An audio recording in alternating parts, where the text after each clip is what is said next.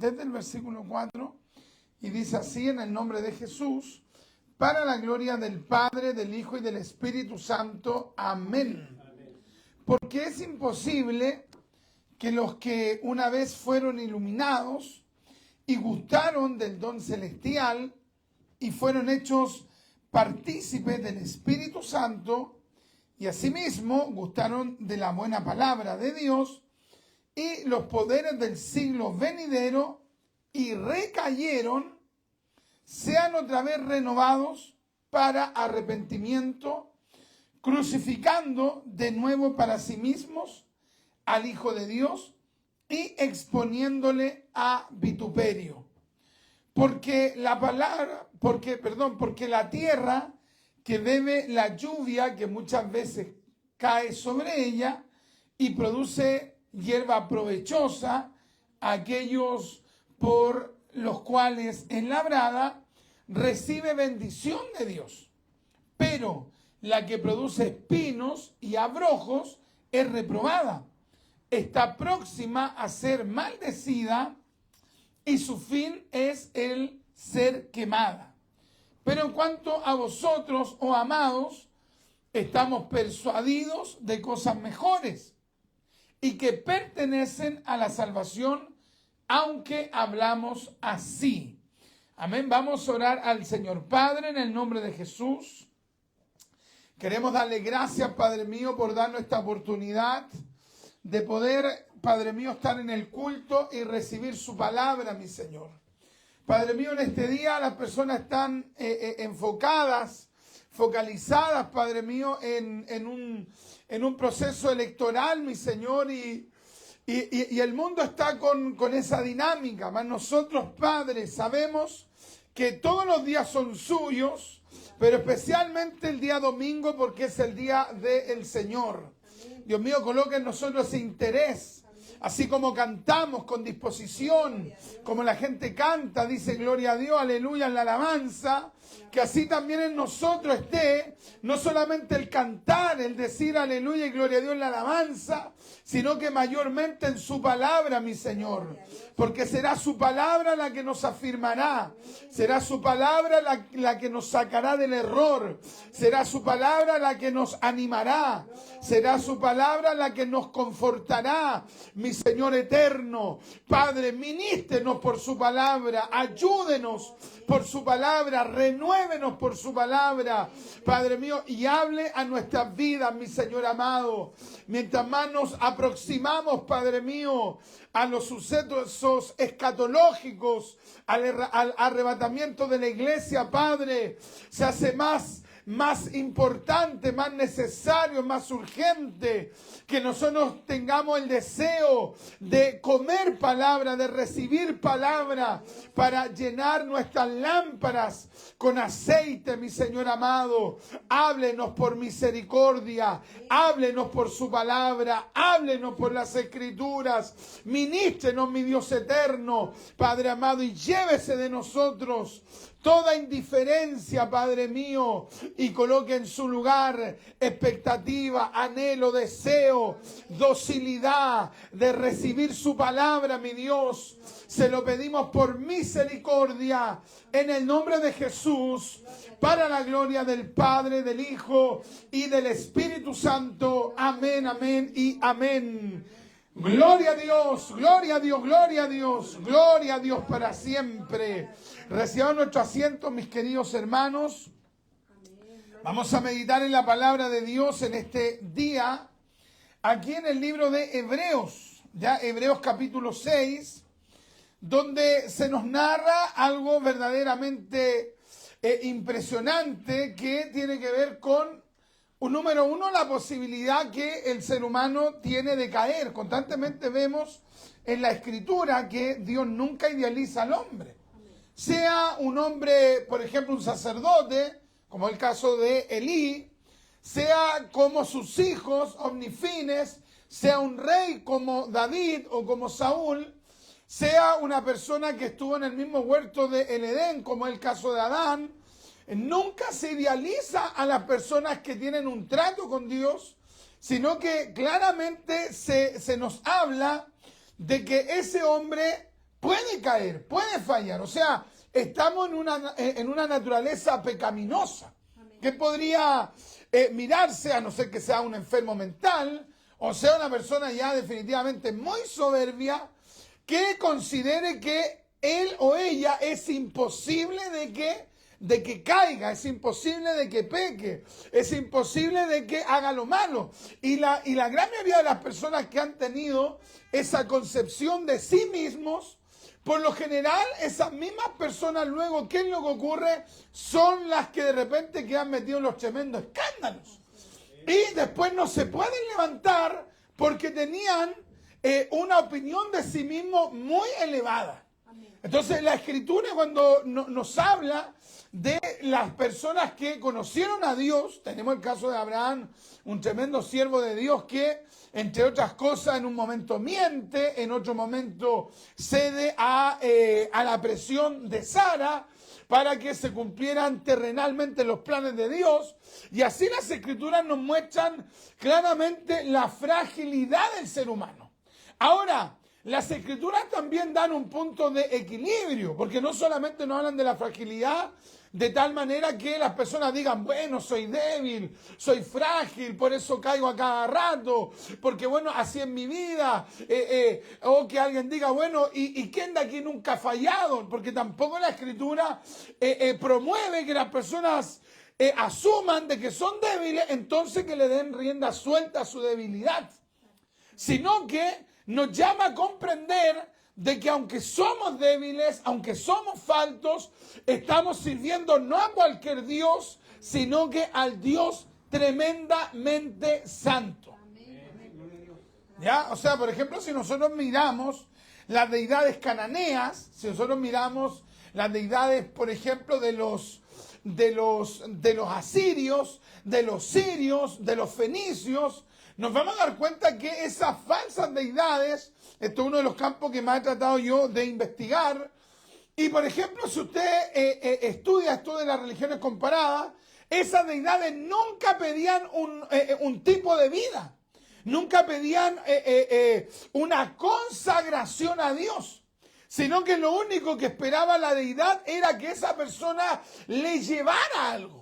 Le llevara una ofrenda, le llevara algún beneficio, y en ese intertanto, naturalmente que los sacerdotes que ministraban esa falsa deidad eran los beneficiados con esos presentes que le llevaban. Entonces, al sacerdote, al líder de los sacerdotes paganos, no le importaba en lo más mínimo el ámbito ético-moral o el dedicarse en ese caso a esa deidad, sino que ahí había una especie de transacción.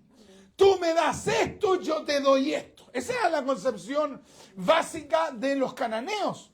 En cambio, en las Escrituras nosotros vemos claramente que el Dios de la Biblia nos llama a nosotros a tener una vida de consagración, una vida de santidad. Por ejemplo, si nos vamos a Levítico capítulo 11, versículo 44, vamos a leer mejor este pasaje bíblico. Vamos a ir a Levítico capítulo 11, ya, Levítico capítulo 11, y vamos a leer el versículo 44, Levítico capítulo 11, versículo 44.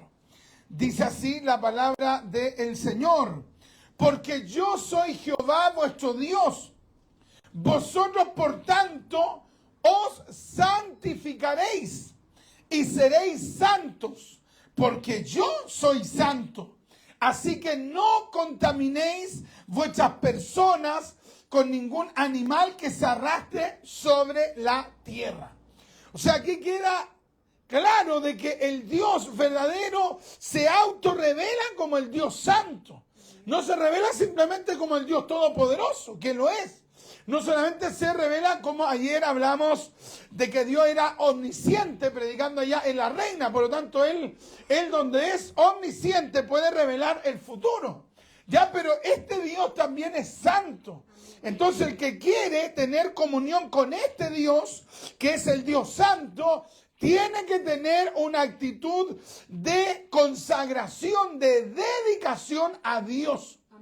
Entonces, si bien es cierto, nosotros somos débiles, frágiles, faltos, eso no implica que nos vamos a tomar de aquello para vivir una vida perversa, anticristiana, y más aún considerando, por ejemplo, todo el campo que hay de la tentación. Tentación no solamente en el ámbito sexual. Hay una serie de tipos de tentaciones, como la fama, como la autoglorificación, como, por ejemplo, la ambición.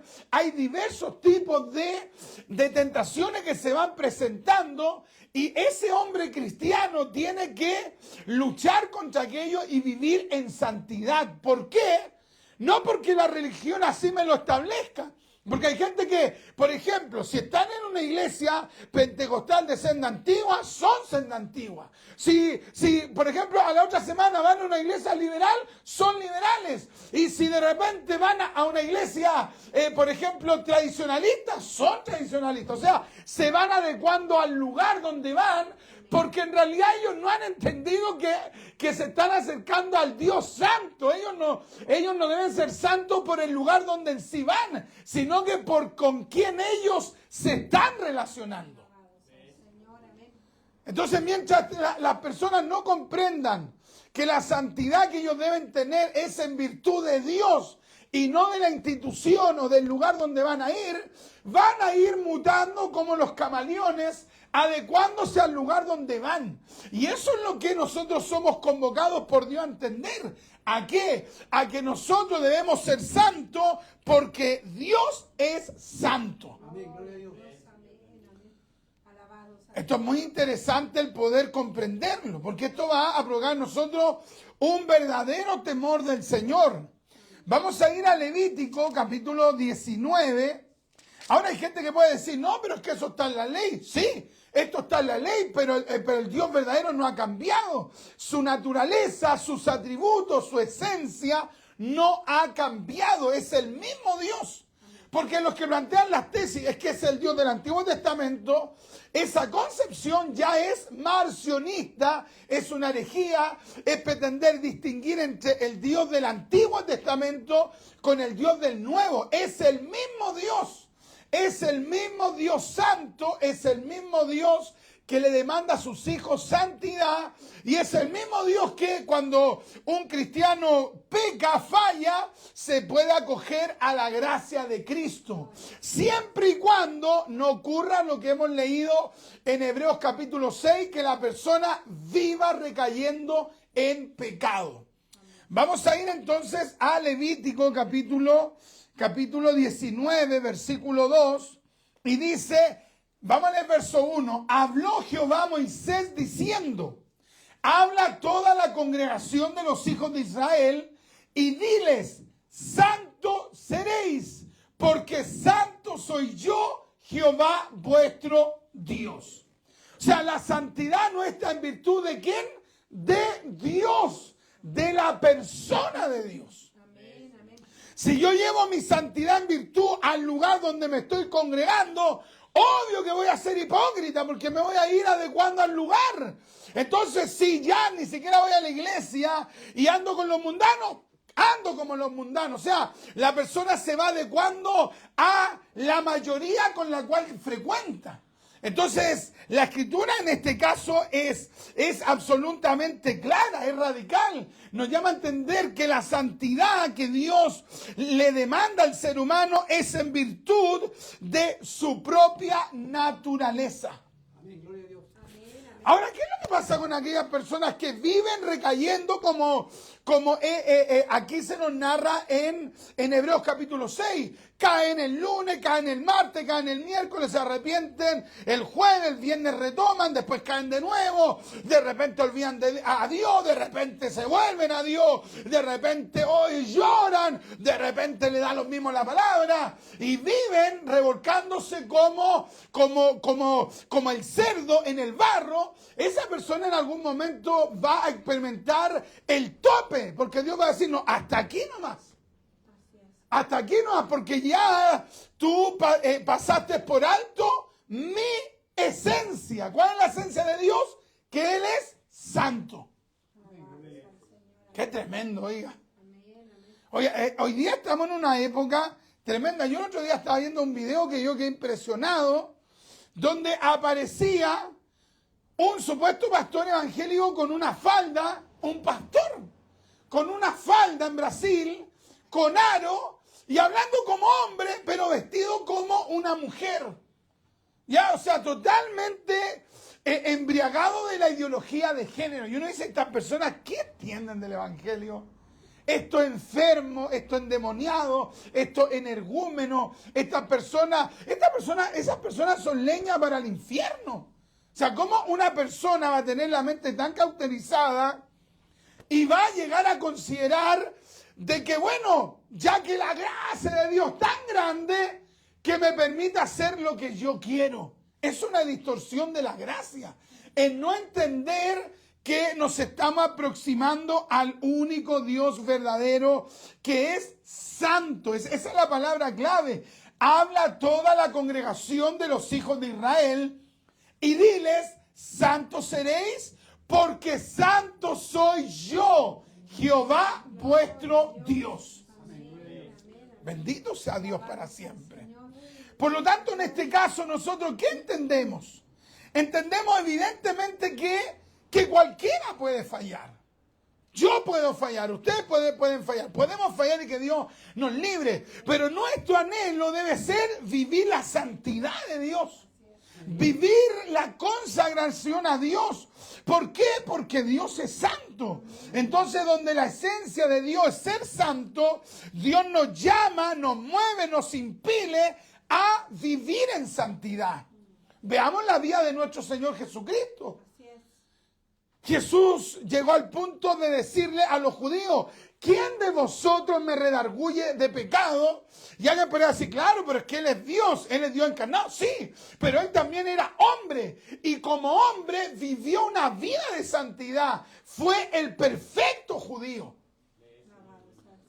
Entonces, de repente uno tiende a ver, por ejemplo, a ver más los modelos terrenales, a ver, por ejemplo, hay gente que rápidamente cuando le hablan de estos temas dicen, ¿y cómo cayó este? ¿Y cómo falló este otro? Y hoy yo conozco un obispo, yo conozco un pastor, yo conozco un maestro, yo conozco un evangelista, que una vida. O sea, y con eso pretenden validar su propia liviandad, ya que hay una serie de personas que han caído, entonces ellos se sienten con el libre acceso a practicar el pecado total. Ellos han conocido a personas de renombre que han fallado. Eso no es lo que la Biblia nos enseña. De hecho, la persona que anda caminando en ese nivel se está aproximando peligrosamente a las fronteras de la apostasía, a las fronteras de vivir una vida terrible de pecado. Hace tiempo atrás yo escuchaba un testimonio terrible de un predicador muy conocido. Entonces este predicador había caído en homosexualismo. Y no solamente había caído en homosexualismo, había vivido en homosexualismo. Y teniendo una iglesia que yo le digo gigante. Gigante, gigante, pero gigante, miles y miles de miembros. Y la persona con la que él practicó el pecado del homosexualismo, que no interesa el nombre de la persona porque no nos interesa hablar de quién haya sido esta persona en sí, sino que el asunto resulta que la pareja de él lo grabó. Lo grabó a él y la pareja le dice, grabándolo, obviamente sin que el pastor supiera, le dijo, oye, ¿y no te da cosa que hagamos estas cosas indebidas y que después tú tengas que predicar y yo tenga que subirme al coro? Imagínate tú. Y el tipo sabe que en vez de decirle, tenés razón, tenéis todas las razones, estamos mal, estamos pecando, estamos haciendo lo malo, lo impío, esto es una corrupción, esta es una depravación, esto nos va a llevar a la condenación eterna a ti y a mí, tenemos que arrepentirnos. ¿Sabéis qué más? Ándate tú a otra iglesia y yo voy a poner mi cargo a disposición y voy a buscar el perdón de Dios. No. Le dijo, bueno, esto ocurre al principio, tú te sentís mal, pero ya después se te va a pasar. Y ya pues tú sabes conllevar esto. Imagínate la inmundicia. Porque el hombre cuando ya queda preso del pecado, ya ni siquiera entiende que un día caerá, si es que no se arrepiente, en las manos del Dios vivo. Qué tremendo, oiga. Ahora, el que cae puede ser restaurado, por supuesto. Pero hay un elemento primordial en la palabra. El Dios misericordioso, eternamente misericordioso y perdonador, exige una característica en el que recibe su perdón. Es que tiene que hacer frutos dignos de arrepentimiento. No es solo que a la persona se le diga, ¿sabes que ya Dios te perdonó? Amén. Sentí algo internamente, sentí el perdón de Dios, me sentí liberado y gloria a Dios porque Dios nos hace experimentar una liberación cuando experimentamos su perdón. Pero eso tiene que traer sí o sí, entre otras cosas, frutos visibles. Vamos a ir a la escritura y a Mateo capítulo 3. Vamos a ir a Mateo capítulo 3.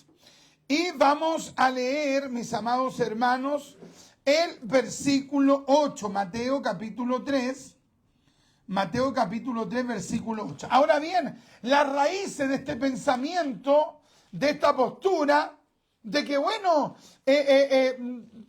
todos somos débiles, todos podemos fallar, así que Dios es perdonador y que esa misma persona no busque el cambiar su vida. Esos son pensamientos naturalmente que es movido por la naturaleza pecaminosa, por la concupiscencia. Pero en el ámbito filosófico, teológico, filosófico, esto hunde sus raíces en el gnosticismo. Era el gnosticismo el que planteaba lo importante es el espíritu, es tu ser interior, que tú buscas a Dios y tú con tu cuerpo puedes hacer lo que quieras. Y esa fue una de las herejías que combatió el apóstol Pablo, que combatió Juan, que combatió después, por ejemplo, Tertuliano, que combatió Ireneo de León, siglo II y III. Entonces, esto que estamos viendo hoy día, donde a la gente le da lo mismo, hacen frutos dignos de arrepentimiento, de consagrarse a Dios, es algo que se ha visto en el tiempo en tantas ocasiones. La palabra nos dice, si alguien peca, si alguien hace lo malo frente a Dios, esa persona tiene que primero arrepentirse y segundo hacer frutos dignos de arrepentimiento. O sea, tiene que ser visible que esa persona se dolió por lo que hizo.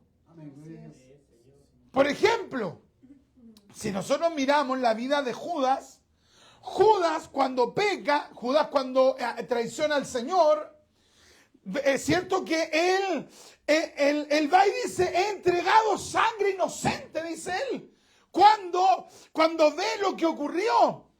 Pero después, finalmente, él no es movido al arrepentimiento, sino que él es movido digamos, su ser interior fue llevado a qué, o él mismo se dirigió en la dirección del remordimiento.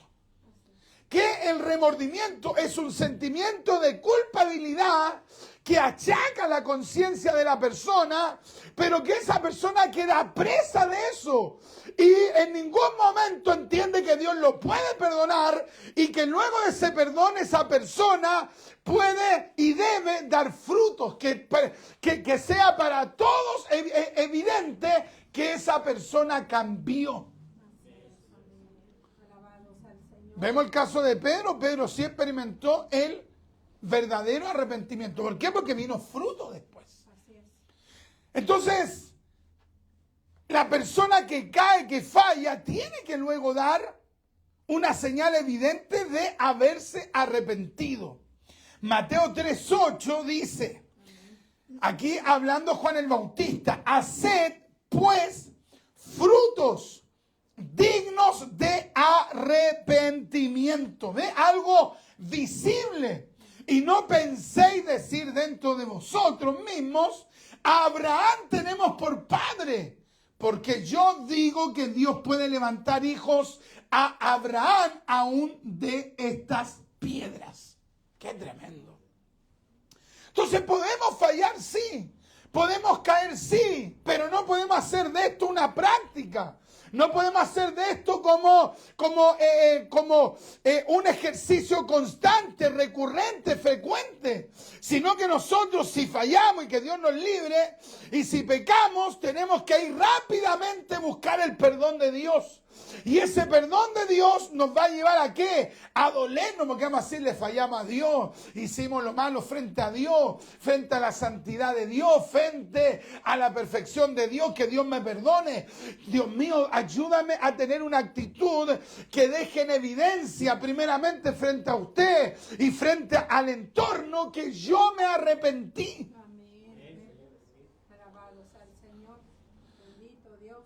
Hay gente que por el contrario dice, bueno, a mí me importa lo que diga Dios nomás. No, pero es que la gente tiene que ver la obra que Dios está haciendo en uno. Léase Isaías capítulo 1, versículo del 16 al 17. Léase Lucas 3:8, Lucas 3:10, Lucas 3:14. Nosotros no debemos olvidar de que Dios quiere que tengamos una vida de santidad y de consagración. Y si fallamos, tenemos que tratar de retomar esa búsqueda.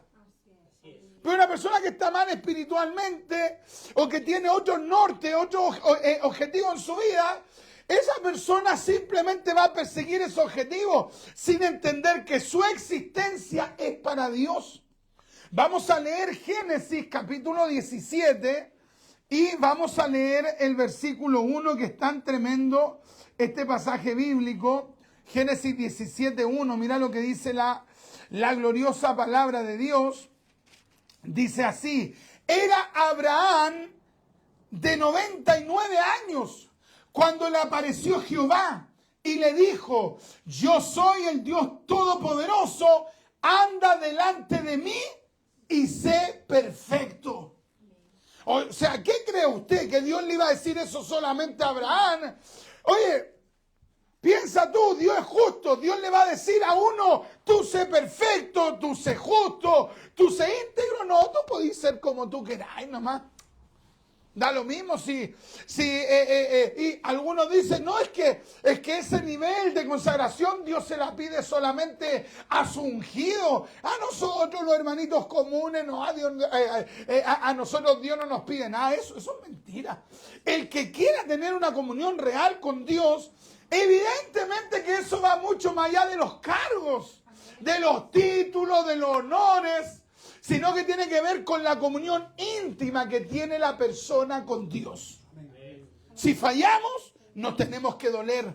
Si fallamos, nos tenemos que quebrantar. Si fallamos, tenemos que buscar el auxilio de Dios. Vamos a ir a Deuteronomio capítulo 18, y vamos a leer el versículo 13, Deuteronomio 18:13. Mira lo que dice la gloriosa palabra de Dios. Vamos a leer del verso 12. Vamos a leer del 9. Cuando entres a la tierra que Jehová tu Dios te da, no aprenderás a hacer según las abominaciones de aquellas naciones. No sea hallado en ti quien haga pasar a su hijo o a su hija por el fuego, ni quien practique adivinación, ni agorero, ni sortílego, ni hechicero, ni encantador, ni adivino, ni mago, ni quien consulta a los muertos, porque es abominación para con Jehová cualquiera que hace estas cosas. Y por estas abominaciones Jehová tu Dios echa estas naciones de delante de ti. Verso 13. Perfecto será delante de Jehová tu Dios. Porque estas naciones que vas a heredar, a agoreros y a adivinos oyen, mas a ti no te ha permitido esto Jehová tu Dios. Qué tremendo, oiga. Impresionante. O sea, cuando Dios nos llama a la consagración y a la santidad, nos está también diciendo: ellos, los que no me conocen, tienen licencias, pero yo a ti, tú que eres mi hijo, yo a ti, eso no te lo permito. Así es, amén. Qué tremendo, oiga. ¿Cuánta gente que de repente dicen, pueden ser jóvenes y también adultos, ¿y por qué ellos sí y yo no? ¿Y por qué estos sí y yo no? ¿Y por qué esos pueden pensar así y yo no? ¿Y por qué ellos pueden hacer tales cosas y yo no? Bueno, porque se supone que eres cristiano. Entonces el cristiano sabe de que los demás pueden tener ciertas licencias porque no conocen a Dios, porque tienen la mente entenebrecida, ellos escuchan música del mundo, ellos van a la disco, ellos se emborrachan, ellos se drogan, ellos porque no conocen a Dios, pero uno como cristiano eso no lo tiene permitido. Amén, gloria a Dios. Y qué interesante sería marcar esta palabra, no te ha permitido. ¿Cuánta gente que confunde el amor y cree que amor es consentimiento? No, si me ama me va a consentir. No, ese no es amor. El amor verdadero tiene restricciones. Y esas restricciones, entre otras cosas, es para cuidar a la persona. Yo me acuerdo que hace tiempo atrás estábamos nosotros trabajando en un local y de repente llegó una persona y eran unos gitanos. Y los gitanos de repente me dicen a mí, oye, ¿usted es cristiano? Y le dije, sí, por misericordia. Y nosotros también. Y yo dije, ¿cómo estos van a ser hermanos? No porque sean gitanos, porque yo sé que hay iglesias de gitanos. En España hay varias iglesias de gitanos y que son verdaderos hermanos en la fe. El asunto que ese personaguillo, yo sabía dónde vivía y yo sabía en lo que trabajaban en la casa. Tenían así un sendo cuadro que decía, aquí te vemos la suerte, aquí rompemos hechizos, aquí no sé qué, aquí hacemos amarre. El Señor reprenda al diablo. Amén, amén. ¿Y sabe qué es lo que dice yo? Con la autoridad que me da el Espíritu Santo, yo le dije, oiga, pero usted dice que es cristiano y yo he visto una publicidad en su casa. Hay otros que son más miedosos, más timoratos, más, entre comillas, prudentes. La prudencia es verdadera cuando tú pudiendo hablar, no hablas porque analizas la implicancia. Pero hay gente que no es prudente, hay gente que es miedosa y no se atreven. No es que hicieron un análisis, que si digo esto, que si digo esto otro, pues no, sino que son miedosos y no son capaces de decir, oye, eso es una aberración. ¿Cómo tú me vas a decir que soy cristiano? Y yo le dije, tú practicas la brujería, tú practicas la hechicería, tú no puedes ser cristiano. No dígame tan fuerte. Oye, al gitano ya casi se le salieron los ojos. Bendito sea Dios. Entonces cualquiera puede decir, no lo juzgue si es una personita, es una almita, es una blanquita paloma. No, a esa persona había que decirle, no, tú no entiendes lo que tú estás diciendo, porque el verdadero Dios a nosotros los cristianos nos impide cosas. No nos son permitidas porque somos llamados a la santidad de Dios. ¿Supiste que se convirtió la Yuri? La Yuri. ¿Sabes que cuando a mí me dijeron hace años atrás se convirtió la Yuri? Yo no dije de inmediato, no es imposible, no, porque Dios puede cambiar. Puede ser la persona más miserable, mundano total, y Dios lo puede cambiar. Entonces yo de inmediato no dije, no, esa mujer es una farisea, esa mujer es una mundana. No, yo dije, hay que ver en el tiempo. Dios va a mostrar los frutos. Y después a la linda, después de años, la vemos allí como reina del orgullo gay, de los gays, de la fiesta gay. Imagínate, un evangélico va a prestarse para eso. Entonces el Dios nuestro es el Dios santo. Nos llama a vivir una vida de santidad, de integridad, de vivir para Él. Tenemos restricciones puestas por Dios. ¿Para qué? Para asegurar nuestra relación con Él. ¡Qué tremendo ya! Vamos a ir a Mateo capítulo 5. Mateo capítulo 5, versículo 48. Mateo capítulo 5, versículo 48. Mira lo que dice este texto de la palabra del Señor. Mateo capítulo 5, versículo 48. Dice la Escritura: sed pues vosotros perfectos. O sea, los que viven una vida tremendamente promiscua, liberal, corrompida, estos pasajes bíblicos simplemente los ignoran. Es como los neopentecostales y los neocalvinistas que solo enfatizan en los versículos que dicen por gracia soy salvo, la gracia, y toda una serie de versículos donde habla de la santidad, la obediencia, la entrega que están en el Nuevo Testamento, ellos los ignoran voluntariamente, o sea, tienen una teología sesgada.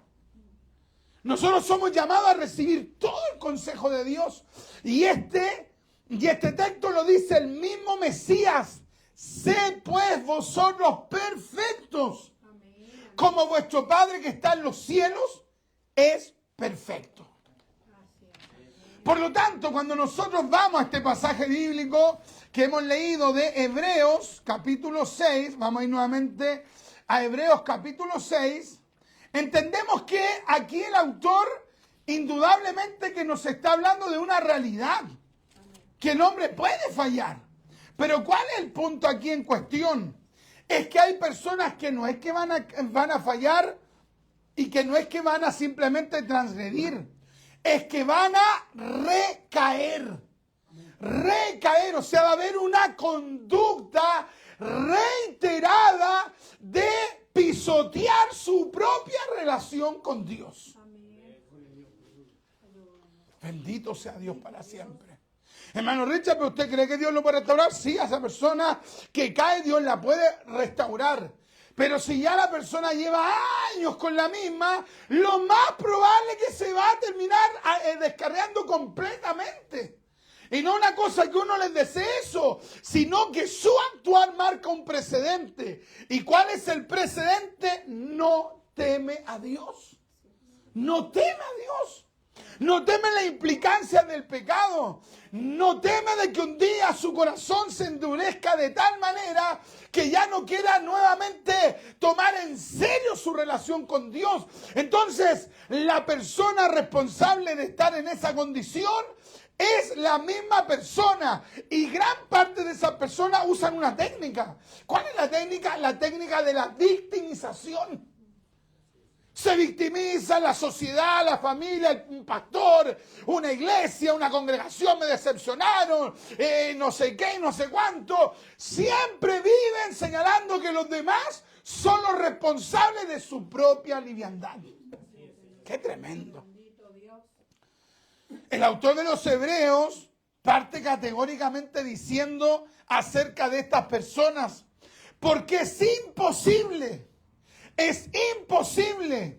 que los que una vez fueron iluminados y gustaron del don celestial y fueron hechos partícipes del Espíritu Santo y asimismo gustaron de la buena palabra de Dios y los poderes del siglo venidero y recayeron, ahí está la palabra clave, y recayeron, sean otra vez renovados para arrepentimiento, crucificando de nuevo para sí mismos al Hijo de Dios y exponiéndole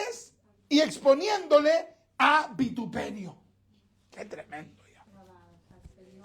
Por lo tanto, cuando una persona cae en pecado, falla y después como que sigue nomás, y después sigue como ese pastor que, lo lamento, ojalá que se haya restaurado, ya, y que yo creo que lo ideal ya con ese tipo de pecados que esa persona hubiese dejado el pastorado, ya, pero pensemos que siguió pastoreando, que no estaría yo de acuerdo con aquello, con ese tipo de aberración, pero si la persona ya siguió, que realmente haya dado frutos dignos de arrepentimiento. Pero hay gente que va y levanta la alfombra y va tirando toda la suciedad debajo de la alfombra. En realidad no ha limpiado nada. ¿Se da cuenta esas personas que de repente le dicen, oye, tú haz el aseo aquí, en la casa, haz el aseo? Y la dueña de casa que siempre hace el aseo, una dueña de casa hacendosa. ¿Qué es lo que hace? Mueve los muebles, mueve las cosas para allá, saca la alfombra, ¿me entiendes? O sea, busca por todos lados dejar limpiacito. Y de repente le pide a alguien. Y de repente hasta le paga a alguien. Hace todo el aseo aquí y allá. Y la persona limpia por aquí, por los lados, no es capaz de correr nada. Y claro, aparentemente está todo bien, pero llega la dueña de casa hacendosa y la dueña de casa hacendosa no hace así nomás, sino que la dueña de casa sabe dónde tiene que mover. Mueve aquí, mueve allá y sabe que no han limpiado, sabe que limpió por encima y nos falta el que levanta la alfombra y va dejando todo abajo. O sea, aparentemente se limpió. Aparentemente tomó en serio el aseo. Aparentemente tomó en serio la consagración. Ay, Mauricio, ¿pues usted se cree muy consagrado? No, porque esta palabra primero es para mí. Es una advertencia para mi propia vida, a tomar en serio mi relación con Dios. Si uno falla, tiene que considerar, esto no puede volverse una práctica en mí. Esta caída, este error, esta falla, no puede ser una práctica en mi vida. Y si estoy tomando esa conducta, tengo que dolerme. Dios mío, perdóneme. Amén, amén. Alabados al Señor. Si uno falla y uno no siente ni un quebranto, eso ya es una señal y es una mala señal. Es una mala señal. Y eso tiene que llevarnos a decir, oh, yo no me estoy doliendo. Porque ¿quién más que nosotros mismos, aparte de Dios, sabe si me estoy doliendo por pecar? ¿Cierto? O sea, no hay una máquina que podamos usar para detectar. Por ejemplo, cuando nosotros fuimos allá a Chiloé y antes de tomar el avión ve que ponen como los bolsos y uno los pone en un lugar para que vayan en una máquina y los tipos sin abrir el bolso, ¿cierto? Que con esa máquina pueden detectar lo que hay dentro. No hay de eso espiritualmente, digamos, que uno se compre. Oh, yo me voy a comprar una máquina y cuando pasen los hermanos voy a usarla. Espérese, hermano, antes que entres. No, ¿cierto? No hay de eso. Entonces la conciencia de uno, sujeta al Espíritu Santo, es la que me tiene que llegar a decir, no, yo no estoy bien, yo estoy haciendo algo que está en contra de Dios. Estoy haciendo algo que me aparta de Dios. Le estoy mintiendo a los líderes, le estoy mintiendo a mis papás, le estoy mintiendo a mi hermano, le estoy mintiendo a la sociedad. Estoy actuando acerca de algo. Dios mío, perdóname, Dios mío, soy tu hijo, soy tu hija, soy salvo, no me quiero perder. No quiero que mi mente sea cauterizada. Voy a buscar la ayuda de Dios. Pero el que recae comienza a endurecerse. Le da lo mismo. Y esto se ha sabido, pero tantas veces, hermano, una cosa tremenda. Personas que de repente han estado en un terrible pecado y son capaces de organizar eventos de aquí, de allá, y van liderando movimientos y ellos están viviendo una vida, pero que no tiene nada que ver con la fe. Bendito sea Dios.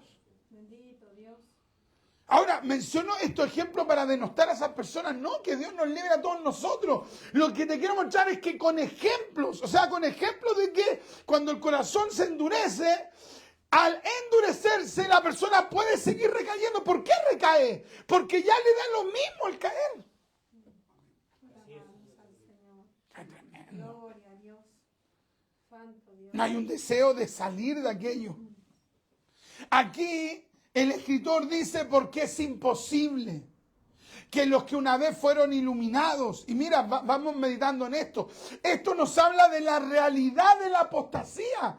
Esto es una realidad porque mira, aquí está describiendo a una persona que constantemente está recayendo. Si tú quieres interpretar este texto, considera del 4 al 6, y en el 6 habla de una persona que está recayendo, que constantemente cae en pecado, y dice que esa persona que constantemente va cayendo en pecado, esa persona, aunque en algún momento haya sido iluminado por la palabra, o por la escritura, por una obra del Espíritu, esa misma persona se está recayendo, la iluminación que tiene de la palabra no garantiza su consagración.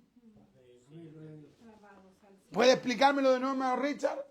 Por ejemplo, usted puede ver una persona que en su intimidad está recayendo. ¿Qué implica recaer? Que cayó, se levantó, cayó, se levantó, cayó, se levantó. Así va. Y que esa misma persona puede hasta predicarte. Y puede decirte, mira la palabra, esto, y esa persona está en pecado.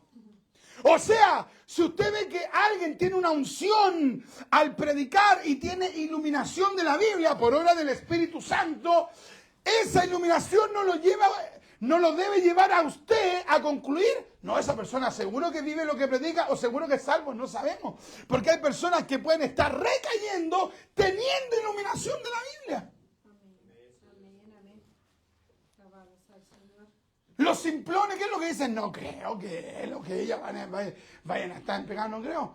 Mira, Dios no más sabe. Por eso yo no puedo idealizar a las personas, yo tengo que orar por las personas.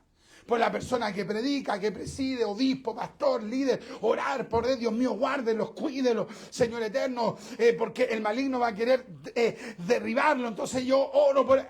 Eso debemos hacer. Pero idealizar a una persona por el hecho de tener una tremenda iluminación, no. Eso sería un error. Porque la gente tremendamente usada por Dios en su intimidad ha estado recayendo.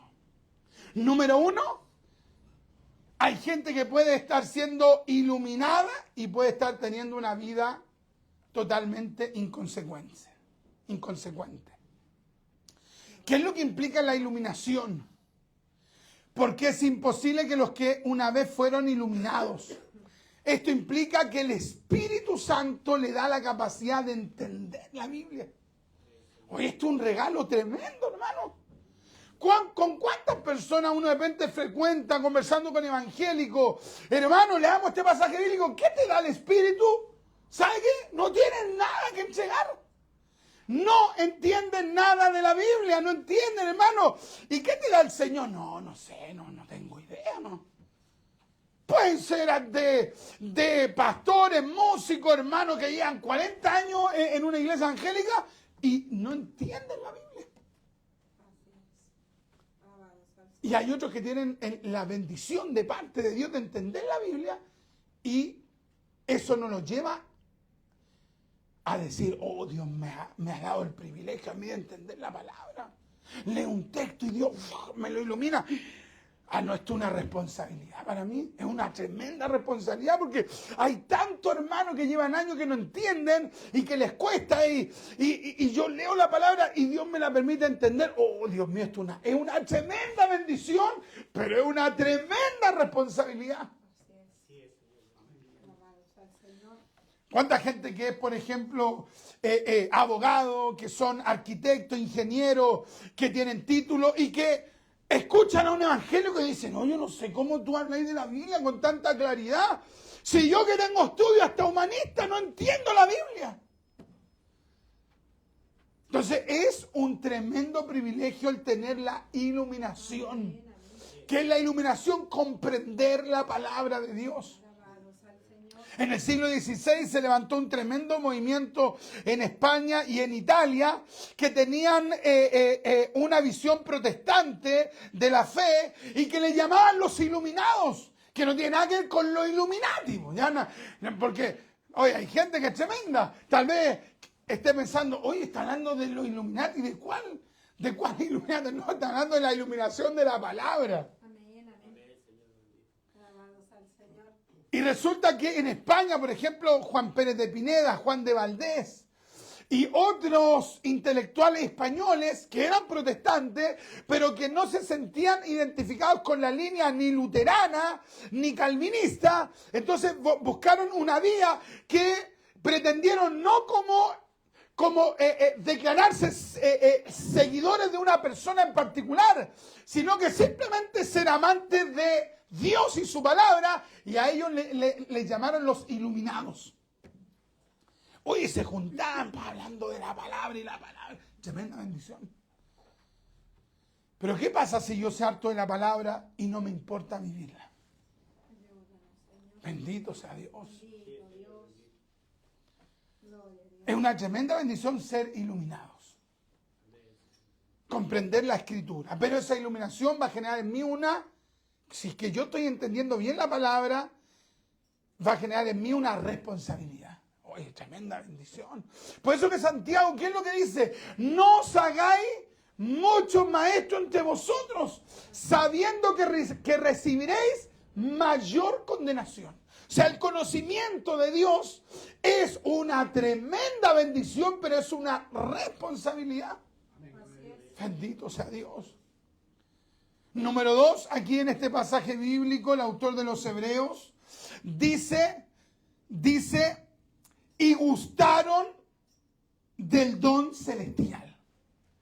O sea, aquí está hablando de gente que fue salva, fueron salvos.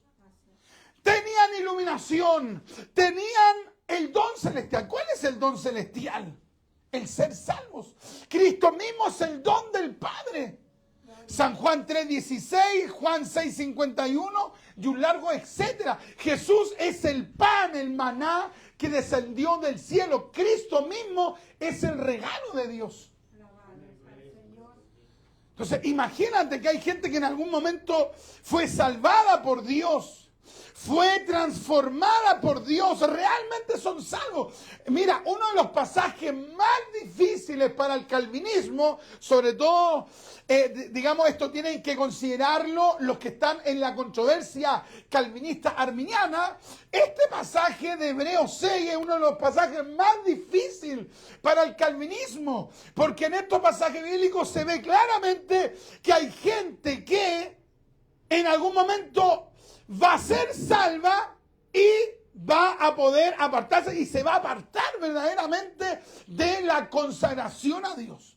Ahora, ¿qué es lo que hace el calvinismo? Toma estos pasajes y los reinterpreta de manera descarada. De manera absolutamente descarada. Pueden ser los teólogos más eminentes y uno lee los comentarios de ellos acerca de este capítulo y uno dice, ¿cómo son tan descarados para reinterpretar el versículo de esta manera? Sí, por ejemplo, en otro libro comentó algo extraordinario, comentó algo con tanta profundidad, pero cuando un capítulo choca con sus preconcepciones teológicas, en vez de tener la sinceridad de decir, oye, lo que me dice la palabra, entonces a lo mejor en este punto no estoy bien, no tengo una correcta interpretación, tengo que modificar este punto. No, ¿qué es lo que hacen? Ellos son capaces de reinterpretar el versículo para no aceptarlo.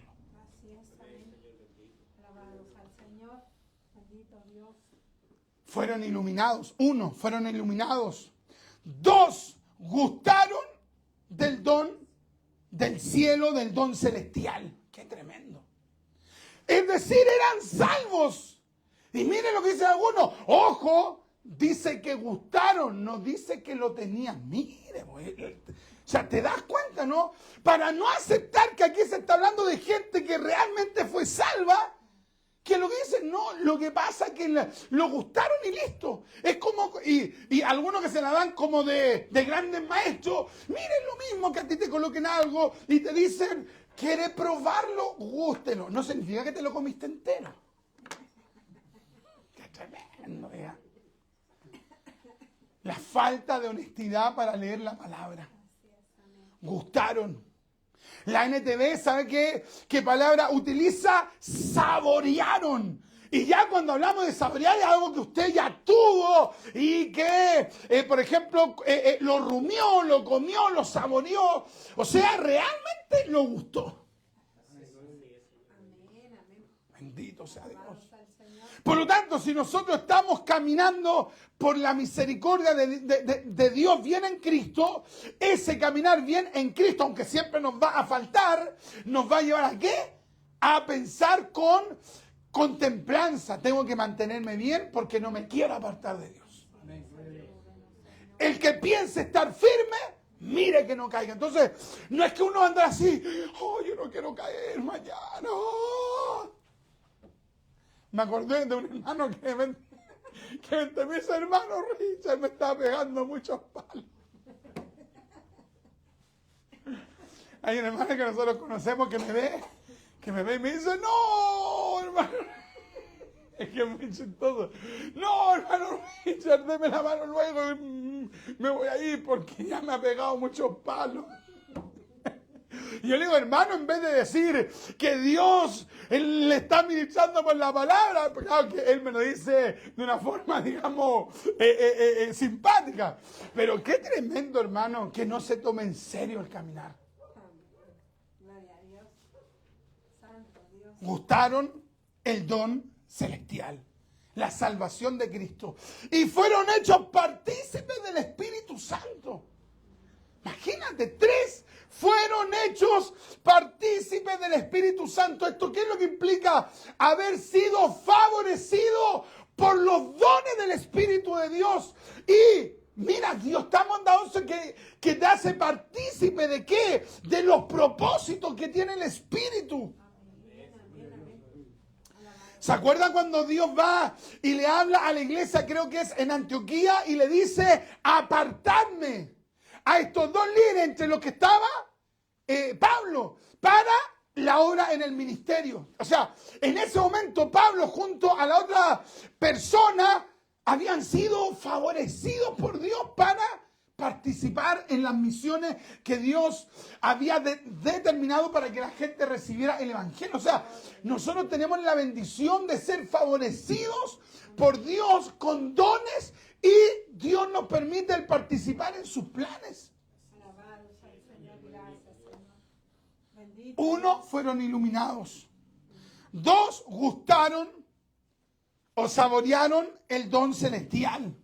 3, fueron hechos partícipes del Espíritu Santo, de sus dones y de sus planes. 4, y asimismo gustaron de la buena palabra de Dios. Y mira, y aquí el autor de los Hebreos es categórico, dice que, mira, vamos a leerlo nuevamente, y asimismo gustaron de la buena palabra de Dios. No dice de la palabra, ¿cómo dice? De la buena. ¿Sabes qué implica esto? Que tuvieron buenos líderes, que tuvieron buenos maestros, que le enseñaron frecuentemente la palabra de Dios. Y a pesar de haber recibido todas estas bendiciones que hemos ido enumerando, y hay otras más, a pesar de eso, en su vida personal, vivían recayendo. ¿Lo vas comprendiendo, no? Alabado sea el Señor. Qué tremendo, oiga. Bendito Dios. Yo hace tiempo atrás estudiaba acerca de quiénes fueron los principales líderes de la iglesia de Éfeso.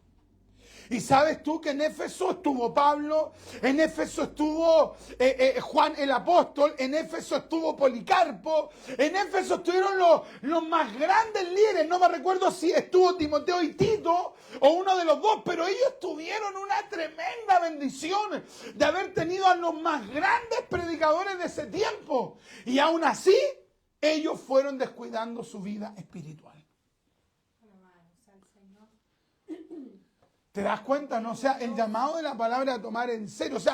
O sea, este capítulo 6 es, en síntesis, un llamado de Dios aquí a tomar en serio nuestra relación con Dios.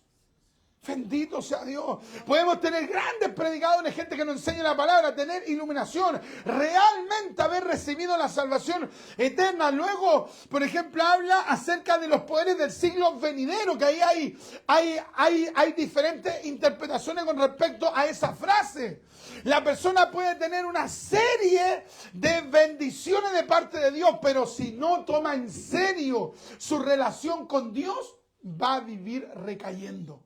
Bueno, Richard, pero usted puede decirme en qué momento se va a acabar la misericordia. Eso Dios nomás lo sabe. ¿Me entienden? O sea, la persona puede estar recayendo y en algún momento se arrepiente de verdad, ¡pum!, y Dios lo levanta y ahí cambia su vida. Pero hay gente que tal vez puede decir, no, mañana sí, mañana lo tomo en serio. Mañana realmente voy a tomar en serio el temor del Señor. Mañana. Y de repente, ¡pum!, ya el corazón se endureció y Dios determinó dejarlo así, endurecido. Alabado sea el Señor. Entonces nadie puede decir, son 100 veces. Hermano Richard, dígame cuántas veces tengo porque ya voy en las 100. Me quedarán unas 50 más para poder disfrutar terrenalmente. No sabemos. Dios nomás lo sabe. Alabados al Señor. Tal vez después cae y Dios igual después te levanta. Dios no lo sabe. O tal vez caí y ya has pisoteado de tal manera la obra de Cristo que el Señor deja a la persona ahí. El Espíritu Santo ya no lo va a convencer de pecado. Lo deja ahí. Entonces hoy día que somos salvos tenemos que decir, no, yo quiero servir bien a Dios. Yo quiero servir bien al Señor. Yo tengo que tomar en serio mi relación con Dios. Tengo que tomar en serio la oración, la búsqueda de Dios, el congregarme, el predicar, el vivir para Dios, el aplicar la palabra a mi vida. Dios mío, ayúdame. Me faltan fuerzas. ¿Quién podría decir aquí? No, a mí me sobra la fuerza. A todos nos falta. Necesito fuerza, yo necesito fuerza, los que estaban acá necesitamos fuerza, los que verán esta palabra tienen que decir junto a nosotros, necesitamos la fuerza del Espíritu Santo de Dios. Gloria a Dios. Alabado. Bendito sea Dios para siempre. Qué importante, hermanos, que nosotros consideremos la realidad de tomar en serio nuestra relación con Dios. Ya vamos a estar terminando, vamos a ir a Hebreos capítulo 10, porque hay gente que tal vez diga, ¿no será que usted lo interpreta así de una manera más drástica, más visceral? Mira, Hebreos 10:29. Vamos a ir a Hebreos 10:29, vamos a leer del verso 26. Porque si pecaremos voluntariamente, o sea, te das cuenta, aquí ya hay una resolución interna, o sea, hay un pecado deliberado, consciente. Alguien puede caer involuntariamente en una situación, pero ya cuando hay alguien que premeditadamente busca el caer, eso lo está viendo el Señor.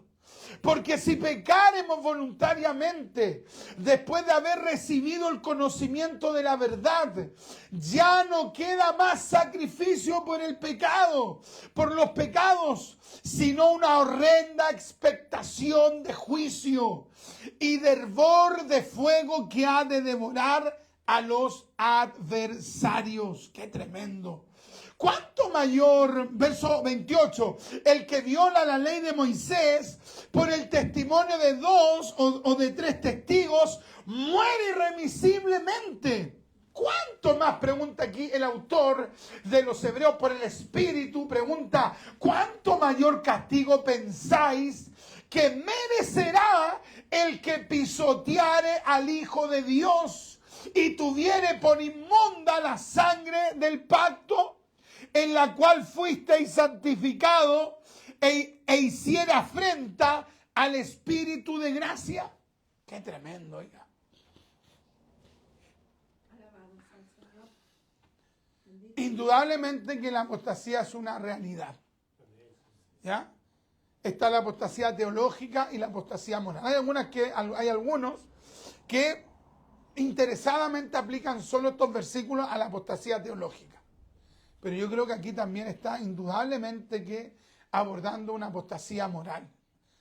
Ya, porque una persona que ya vive en un pecado tremendo, que es un escándalo, y que aún así diga, no, yo me aferro a la gracia de Dios, y como enseñamos en un principio, no busca el perdón real de Dios, ni busca hacer frutos dignos de arrepentimiento, esa persona se está autoengañando.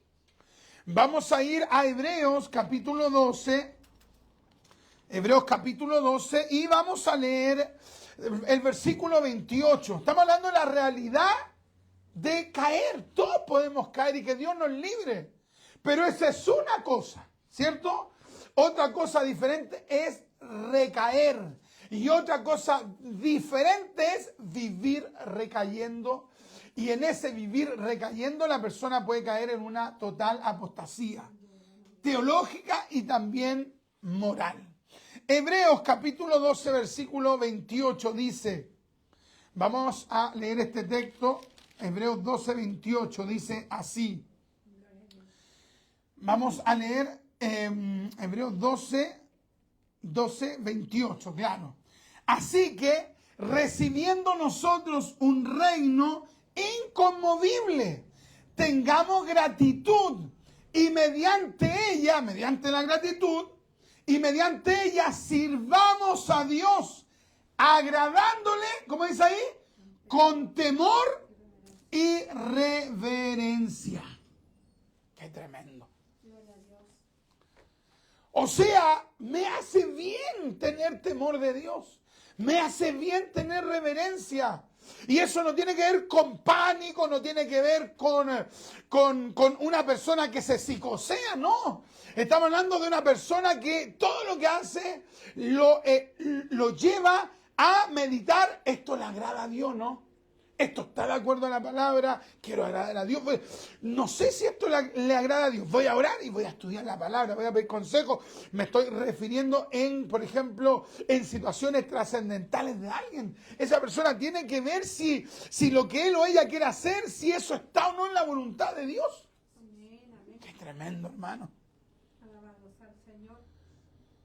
Así que recibiendo nosotros un reino inconmovible, tengamos gratitud y mediante ella sirvamos a Dios, agradándole con temor y reverencia, porque nuestro Dios es fuego consumidor.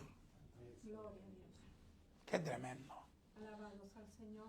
Una vez una persona fue y la oí que dijo, ¿y dónde sale el versículo de la Biblia? No hay ningún versículo de la Biblia.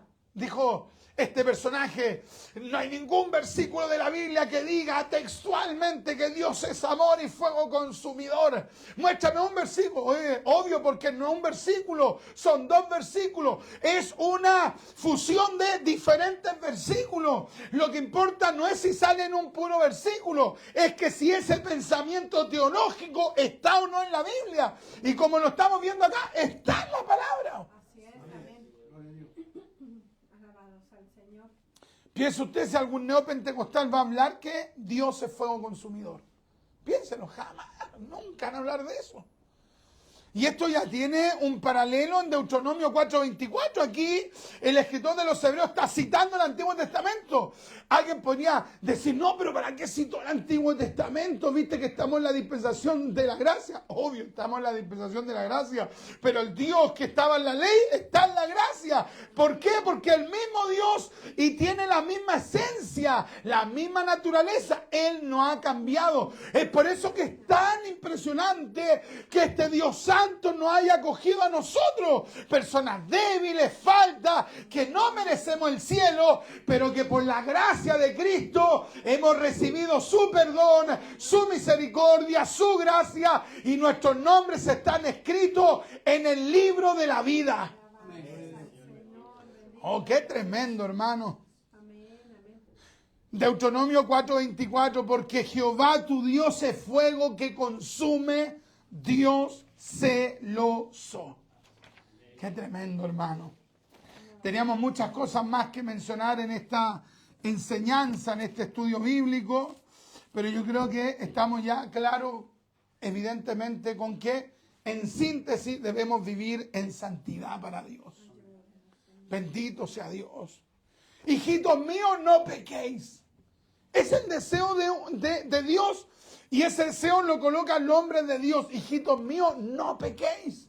Pero si alguno hubiere pecado, abogado tenemos para con el Padre, a Jesucristo el justo. Oh, bendito sea Dios. Vamos a tener una palabra de oración. Y le vamos a pedir al Señor que nos ayude. Que nos ayude para tomar en serio nuestra relación con Dios.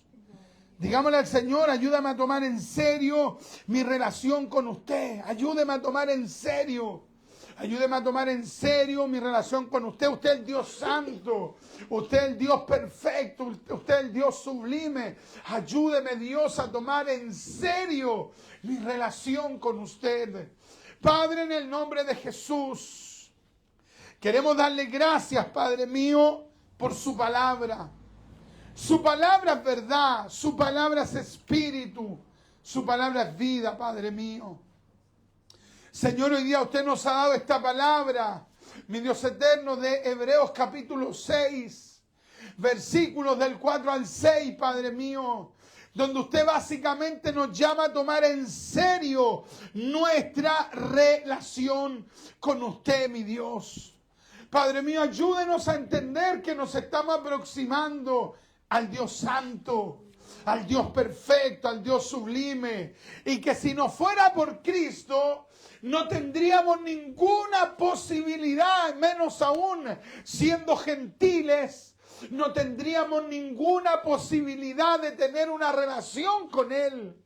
Pero por el Mesías, por el Señor Jesucristo, por Yeshua HaMashiach, Jesús el Mesías, Jesús Cristo, por Jesús el Cristo, nosotros tenemos el gran privilegio de acercarnos a usted, mi Dios. Es por eso que este mismo autor dice, acercándonos pues confiadamente ante el trono de la gracia. Oh, qué lindo, mi Dios eterno, no mereciendo tener relación con el Dios Santo, no teniendo, Padre mío, un estado, mi Señor eterno, óptimo para relacionarnos con usted, Dios amado. Tenemos el privilegio por Cristo de acercarnos, no mereciendo acercarnos a usted.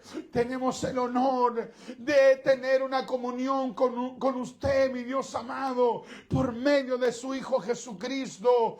Padre, ayúdenos a vivir en santidad, en consagración. Ayúdenos a vencer el pecado por el poder del Espíritu Santo. Y le pedimos perdón, Dios mío, por nuestras iniquidades, por nuestros pecados, por nuestras rebeliones, por nuestras faltas, Padre mío. Y ayúdenos a tener una vida dedicada a usted por medio de nuestro Señor Jesucristo y por el poder del Espíritu Santo. Padre, ayúdenos a nosotros, los que estamos aquí en esta casa de oración, denos la fuerza para consagrarnos.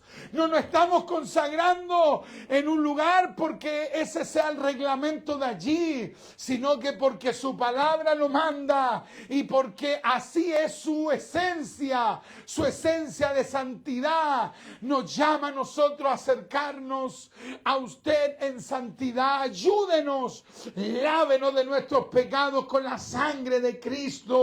Lávenos desde la mollera hasta la planta de los pies.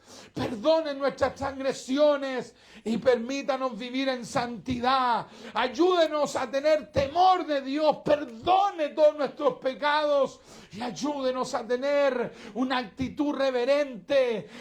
Dios mío, coloque en nosotros temor de Dios. Coloque en nosotros reverencia al Dios Todopoderoso. Y le damos gracias por esta su palabra. En el nombre de Jesús. En el nombre de Jesús. Amén, amén y amén.